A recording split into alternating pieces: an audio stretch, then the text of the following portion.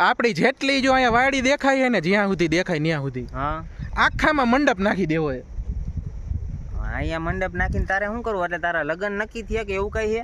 ના લગ્ન તો નક્કી નથી થયા, પણ કરવામાં હે ને એવું કરવાનું હોય આપણે. હવે હું હોય કે તું હોય, અહીંયા કામ કરીને ત્યારે તડકાના કાળા ન પડવા જોઈએ.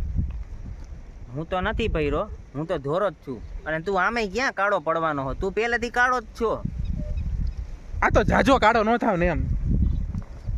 તું કાકા ઓછું કામ કર ને, કા જાજુ કામ કરીને હું મંડપ નખવી લઉં એમ કરે. તું કાળો થઈ જઈશ તો એક કરતા બે થાય ખોટી.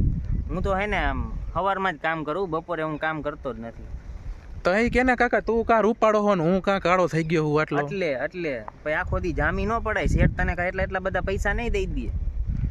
તું એને કામ કર, હવે સવારે હું કામ કરીશ ને બપોરે તું કામ કરતો જા. તો પછી એક કામ કર, ક્યાંકથી લોન બોન લઈને ઓલું કર નાખ, અહીંયા માંડવા નાખ દે. હું કાંઈ બપોરે કામ નહીં કરું. માંડવા નાખીને મારે શું કામ? એ તો આમફોડા ઓલા આપણા ભીખા કાકા નાખશે અહીંયા માંડવા. આપણા બાપની થોડી વાડી છે. તો પછી કામ તો સવારમાં જ થાય હો, બપોરે ન થાય ભાઈ. કાળા પડી ન હાલે ભાઈ. કોઈ છોકરીઓ સામે નથી જોતી એમ કે જો ગાડીઓ આવ્યું. તો ભાઈ હું હમણાં કાકાને જઈને કહી દઉં કે ભાઈ આને સમજાવી દે, ભત્રીજો તમારો નાનો રહ્યો એ બેઠો બેઠો સવારમાં આવે ને મને બપોરે કાળો ગેંડા જેવો કરી નાખે. પણ તારે ધોરું થઈને ક્યાં જાવું? તું તો પહેલેથી કાળો જ છો. પણ કાકા તારી હગાઈ નક્કી થઈ ગઈ હવે, તારું મને તો તું કરવા દે.